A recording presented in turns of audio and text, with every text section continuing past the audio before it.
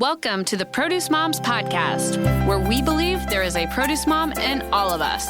I'm Lori Taylor, founder and CEO of the Produce Moms. For 10 years, I sold fresh produce to over 300 grocery stores in the U.S. And today, my team and I are fully focused on inspiring people to eat more fruits and vegetables. This show is just one of the ways that we hope to inspire you and your family to eat more produce and live a better life. If you like what you're hearing on the podcast, join our community of almost 40,000 in all 50 states and over 30 countries by visiting theproducemoms.com/subscribe. And be sure to subscribe and leave us a review on iTunes. Thanks for being here. Enjoy today's show. Welcome back, everyone. This is the Produce Moms Podcast, and I say it every week, and I mean it from the bottom of my heart. It is a joy to host this show. My name is Lori Taylor. I'm the founder of the Produce Moms, and I am so thankful for our community of moms that follows along with what we do and cares as much about fruits and vegetables as I do, and everyone that works with me and all of the brand partners that empower what we do. So just big shout out and thank you to our followers. And today, our community has actually requested, we received, we always are asking folks, we say it, I think at the end of every single episode, like if you have any ideas for the show, please send me an email.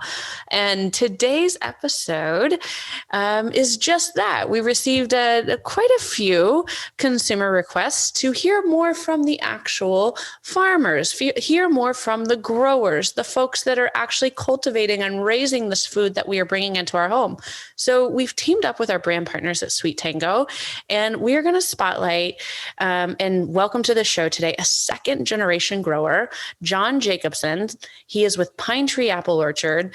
It's going to be an incredible episode, and John's here with us now. So John, welcome to the show.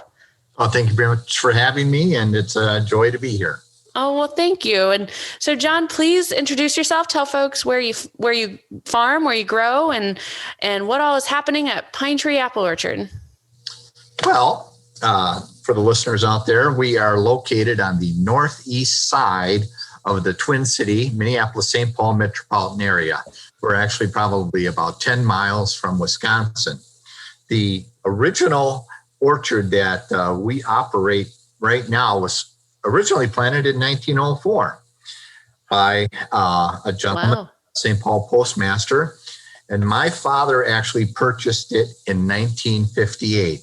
Okay. At the time, in 1904, it was 25 acres. Now, in 2000, what is it, 21? Yeah. It is, it's over 150 acres of apples. We do have 25 acres of strawberries and 25 acres of pick your own pumpkins that we sell in the fall. Very cool. It's my father actually purchased the orchard in 1958 after working on the farm for 8 years. At that time, when he bought it in 1958, he had 4 children. So we added 2 more. I have a brother and 4 sisters that are actively involved in raising the crop, selling the crop, turning the crop into value-added products. And we all, believe it or not, we all get along together. I love that. That's so important. Well, good. Yes. Keep the sentiment of family and that heart and soul at the core of all that you do, which I know you guys do. So let's talk about the SweeTango. I mean, that's how you and I first met and how the Produce Moms really came to know Pine Tree Apple Orchard. We had the pleasure of spotlighting you, John, through one of our Meet the Grower blogs in 2020. So this is great to reconnect with you on the podcast. And let's talk specifically about the SweeTango. I mean, I think it's one of the best apples I've ever had. And I'm convinced I've had more varieties than most consumers out there. But tell us more about how you were introduced to this apple, a little bit more about what is the SweeTango apple? Why is it a premium piece of fruit? Sure. Interestingly enough, it goes back to probably about 2006. My father and I were driving down to we have another farm in southern Minnesota near the Iowa border. And we swung by at a friend of mine's operation in Lake City, Minnesota. And he said, you really got to come and try this new variety. I'm going to be forming a co-op. And I think that you'd be interested in this. So we walked into his warehouse, and what year was that again? that was about 2006. Okay. Wow. Yeah. So we walked into the warehouse, and he had a partial bin of SweeTangos on the floor right there. And I grabbed one and I ate it, or I bit into it and I ate it, and I went, I want this. I was sold at the first bite, as I think most really they do bite into the apple and taste it and go, yeah, this is what apple eating is all about. So time goes on, and we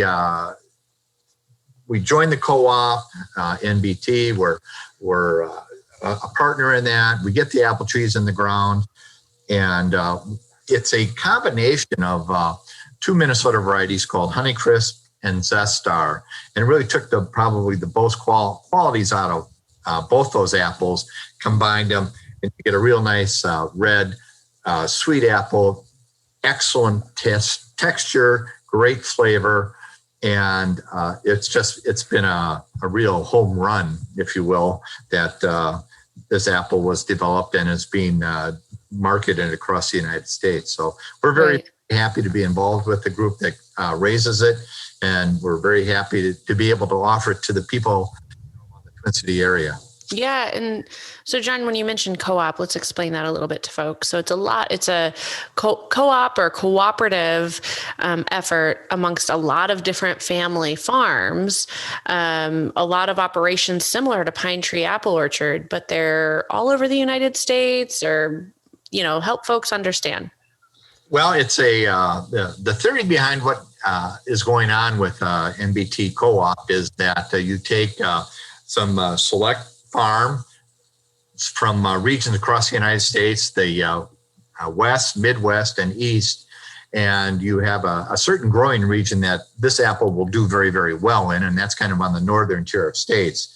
So the gentleman that was in charge of this, Dennis Courtier, recruited a bunch of people from across New York, Michigan, Washington State, Minnesota, and even into Canada and Nova Scotia, and had the idea that they were going to grow this apple and sell it in the regional areas and in across the United States through grocery stores.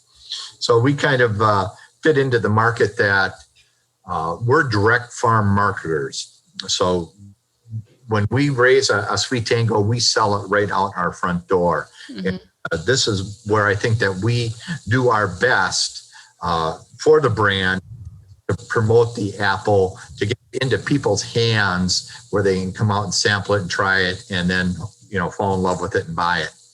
Yeah, I love that. This is definitely an apple. The minute you taste it, you fall in love with it. That's for sure. So tell us what's an average day look like in the orchard right now? I mean, we're approaching the summertime. People certainly don't identify summertime as an iconic time for apples. Like, apples are very much associated with fall. So what's happening? I mean, help folks understand how growing apples is a year-round process.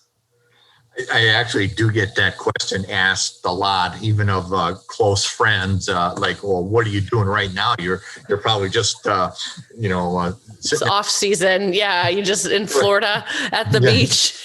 Absolutely, doing podcasts and things like that. So right now is we're actually trimming trees. Okay. Finished off because we are a direct farm marketer. We have a full service bakery here.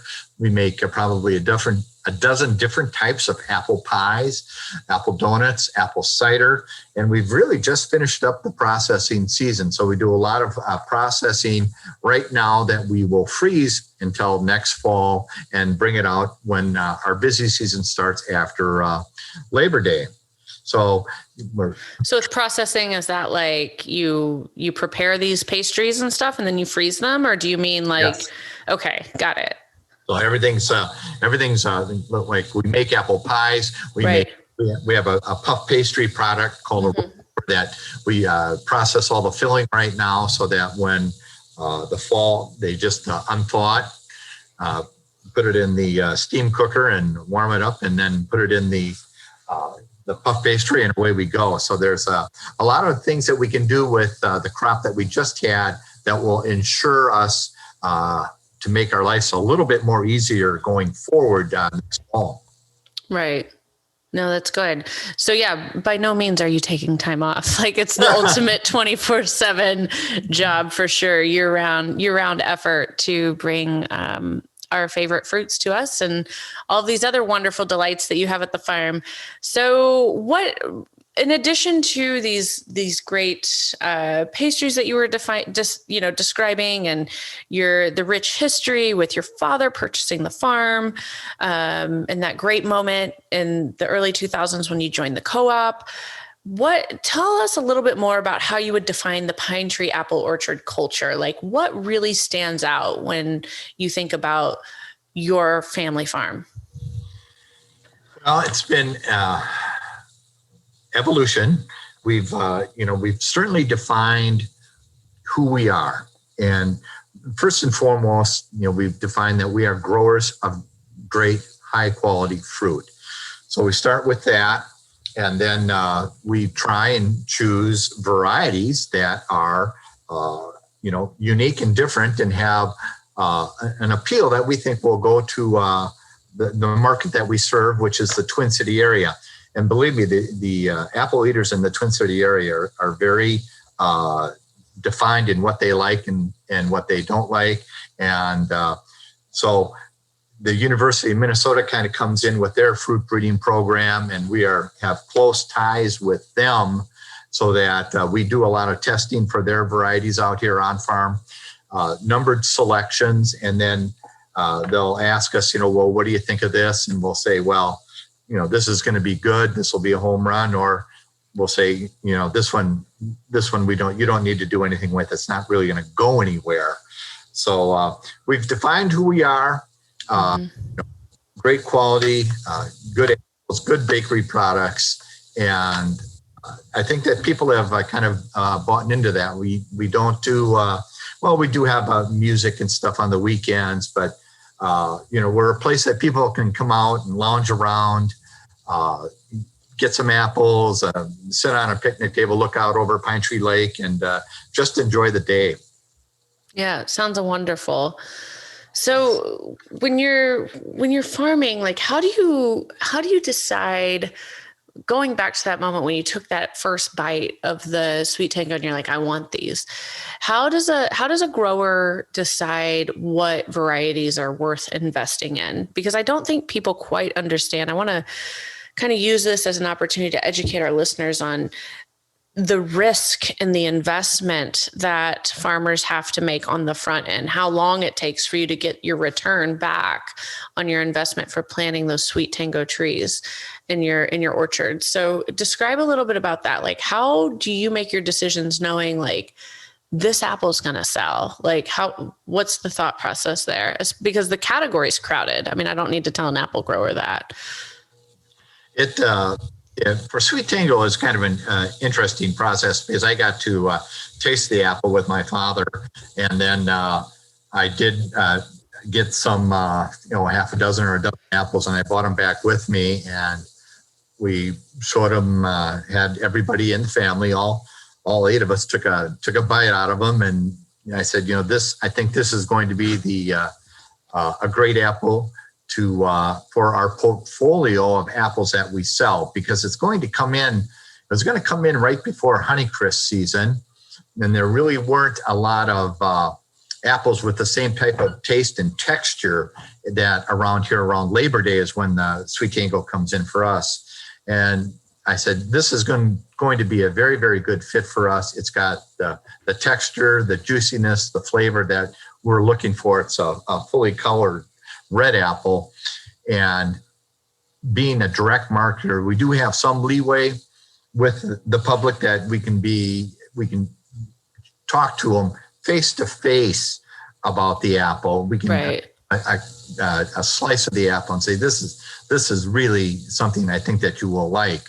And it had a good, strong pedigree with Honeycrisp and Zestar as parents. And it was a little bit of I had to do a little bit of a salesmanship job to get everybody on board. But once I did, then we started to plant.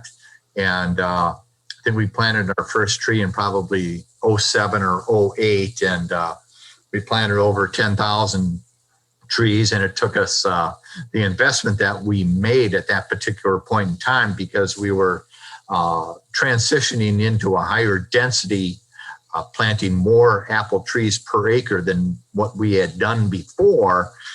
And so the initial inputs that the costs that we incurred were, quite significant, anywhere from up to $500,000 to $1 million before we were even going to start harvesting an apple. And then once we started to harvest an apple, or the apple, SweeTango, you're always trying to get to that point as rapidly as you can where you start to make some money at it. And that did take a little bit of time, and it has been a very, very successful apple for us. And we're very glad that we made the decision to grow it. Oh, good. Yes, I'm glad you did too, John. I love the apple, and I love how widely available it is. It's definitely a variety that you can enjoy almost year round. So that's also wonderful. So I have to ask you. I've got you on the line, and you grow this amazing fruit. Do you have a favorite way to enjoy the SweeTango apple? Do you and your family have a favorite recipe or preparation? The interesting thing is that I get to eat many. Yep. Walking through the orchard is there is technology out there right now that can tell us the soluble sugars that are available, the how sweet they are, but there's nothing like walking through the orchard and grabbing a ripe one and eating it and going, yeah, they're getting really close to being ready to be harvested. And going about it that way. So I think everybody has their own way that they like to eat them. Some of the family likes to slice them up and have caramel over them.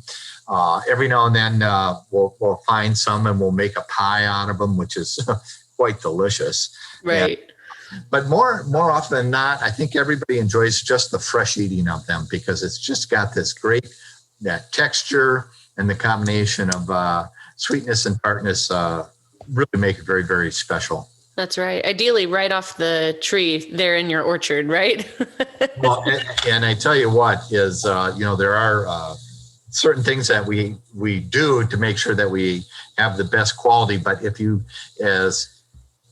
after we may be all done harvesting SweeTango, and you may walk through the block of trees that don't have any apples left on them, may find one that's still hanging on the tree that is, maybe overripe or blood red. And if you eat that apple, it is just insanely good.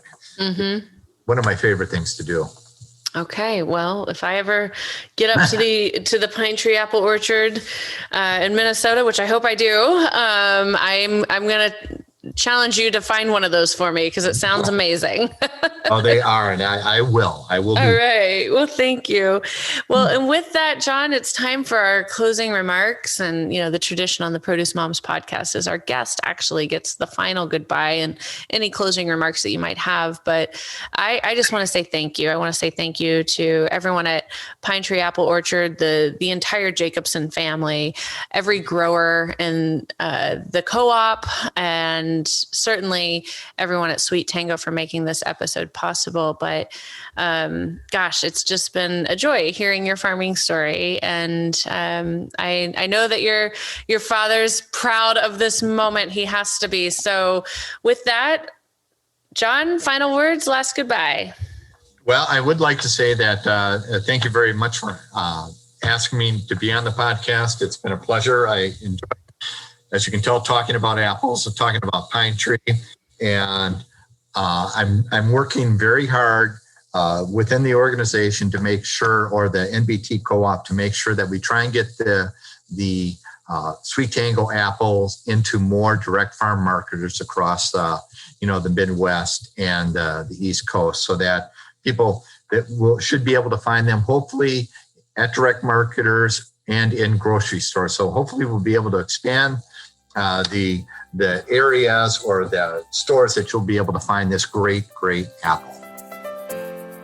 Thanks for joining us on this episode of the Produce Moms Podcast. If you or someone you know would like to be a featured guest, just send an email to Lori@theproducemoms.com. We know there is a produce mom in you because there's a produce mom in all of us. Join our community on Facebook and all social platforms. Help us change the way America eats. Thanks again for listening, and we'll see you next time.